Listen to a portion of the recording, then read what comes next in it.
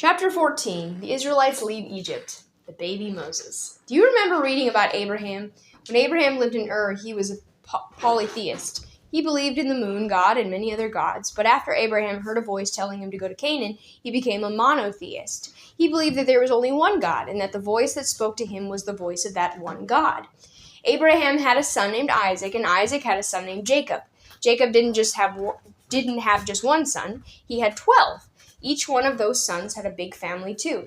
Altogether, Jacob's sons and their families made up a whole new nation. This nation was called Israel. The Israelites, the people of Israel, were unusual in the ancient world because they were monotheists. They only worshipped one God, and they tried to obey his commands. Because God had told them to live in Canaan, the Israelites tried to stay there, even though it was a dry and rocky place. But then a famine came. It stopped raining. Plants wouldn't grow. Animals died. The Israelites had no food for their flocks or for themselves. They were afraid that they would die too. Do you remember the story of Joseph? Joseph's brother sold him to be a slave in Egypt, but Joseph became a very important man in Egypt. He had plenty of grain and water, so he invited the Israelites down into Egypt. They packed up their tents, their animals, their families, and all their belongings and traveled down to Egypt. They started to keep their flocks and grow their crops on the banks of the Nile. At first, the Egyptians didn't mind having the Israelites in their country, but then they saw the Israelite nation growing larger and larger. Soon the Egyptians started to say to each other, "What if these people decide to attack us? They might even take our kingdom away." After all, that was exactly what the Hyksos had done years before, remember? So the Egyptians made the Israelites into slaves. They forced the Israelites to make the mud bricks that they used to build their houses and temples. The Israelites were not allowed to carry any kind of weapon. They had to work hard for no pay. But the Israelite nation kept growing bigger and bigger, and the Egyptians were still afraid. The book of Exodus in the Bible tells us the story of what happened next.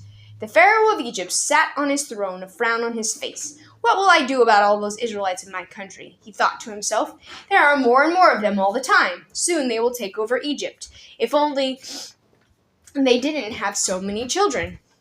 And then he had an idea, a terrible, cruel idea. He called his soldiers to him. "Men," he said, "go into the land of Egypt, to every Israelite home. Find out when the Israelite mothers are about to have their babies. Then kill every baby boy as soon as it is born." When the Israelites heard about this dreadful command, they wept and mourned. "God, save us," they cried out. "Send someone to deliver us from this wicked Pharaoh of Egypt." An Israelite woman who lived near the banks of the Nile was just getting ready to have her baby when she heard the order. "Quickly," she said to her daughter Miriam, "help me hide. I don't want the soldiers to see me." So Miriam helped her mother hide into the back room of her house. When the baby was born, it was a boy, a fine, strong boy with a very loud cry.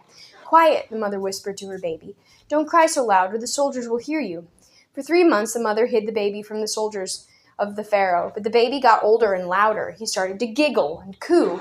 The mother knew she could not hide him forever. So she wove a basket out of the reeds and coated the outside with tar so that it would float. She wrapped the baby in a warm, soft blanket, put him in the basket, and pushed it out onto the Nile River. And she sent her daughter Miriam to stand by the riverbank and watch to see what would happen next. The baby floated down the river. He smiled at the sunshine and at the bird that landed on the edge of the basket to see what was inside. Finally, the gentle rocking of the basket lulled him to sleep. The basket drifted closer and closer to the edge of the Nile until it caught in the weeds at the water's edge. Now the daughter of the Pharaoh liked to walk down to the Nile at the hottest part of the day so that she could swim. She came to the edge of the water and saw the basket. "What's in that basket?" she demanded. "Get it for me." One of her maids ran to fetch the basket. When the daughter of the Pharaoh looked inside, she saw the baby boy. He opened his eyes and smiled at her. "Oh," she cried out, "such a beautiful baby. I'll keep him and raise him as my own." When Miriam heard this, she ran forward. "Lady," she said, "would you like me to find you a nurse to take care of the baby?" "Yes," the daughter of Pharaoh said. "Bring me this woman. She can take care of my baby for me." Miriam hurried home and got her mother, and so the baby and his mother were together again. She took care of him until he was old enough to live in the Pharaoh's palace alone. The daughter of the Pharaoh named him Moses. The Exodus from Egypt. Moses grew up in the palace of the Pharaoh, but when he got older, he discovered that he wasn't an Egyptian. He was an Israelite, and he saw that his people were being beaten and mistreated. So he went to see the Pharaoh.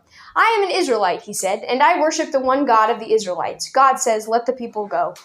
But the Israelites did not want to lose all his. But the Pharaoh did not want to lose all his slaves, so he refused to let the people of Israel go. When Moses saw that the Pharaoh would not free the slaves, he told the Pharaoh that God would send 10 plagues in Egypt. Each of these plagues showed that the God of the Israelites was more powerful than all the gods of the Egyptians. The Egyptians thought that Horus was the god of the Nile and protected all the life in the river, but the God of Moses turned the river to blood and killed all the fish. Frogs were sacred to the Egyptians because they belonged to Isis, the wife of Osiris. But God sent so many frogs that the Egyptians found frogs in their beds, their clothes, their bathtubs, and even in their food. The Egyptians thought that Ra was the god of the sun and was stronger than any other god. But the God of Moses covered up the sun and made darkness last all day long. Finally, the Pharaoh told Moses that the Israelites could leave Egypt. They packed up all their belongings and left that very night. But then the Pharaoh changed his mind and sent his army after them. The Israelites were running as fast as they could go, but when they looked behind them, they saw dust rising up from the hooves of the Egyptian army. "Faster!" they cried, "faster! Or the Egyptians will take us back to Egypt, and we will be slaves again." And then they looked up. Ahead of them they saw the shore of a sea, the Red Sea. Water lay in front of them as far as they could see, and the Egyptians were behind them. They couldn't go forward, and they couldn't go backward. "We are trapped," they said. "Moses, have you led us out of Egypt only to kill us here on the shores of the Red Sea?" Then Moses raised his staff. God parted the waters so that the Israelites could walk through. Huge walls of water rose up on either side of them. They could see fish swimming in the walls, but the ground beneath them was dry. They walked all the way through the sea to the other side. But behind them, the Egyptians were still coming. The Egyptians drove the war chariots down into the sea as well. Then Moses lifted his staff again. The water flooded back over the Egyptians and drowned them all. The Israelites were finally free. This part of Israel's history is now called the Exodus. The story of the Exodus shows monotheism winning out over polytheism because the one God of Israel was able to conquer the many gods of Egypt.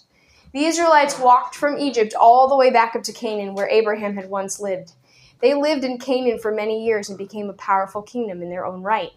The story tells us something else too. Egypt, which had been powerful for a long time, was once again growing weak. The new kingdom of Egypt had come close to ruling the world. But now, even a band of slaves without weapons could escape from the clutches of the Egyptian army. Egypt was losing its strength once again.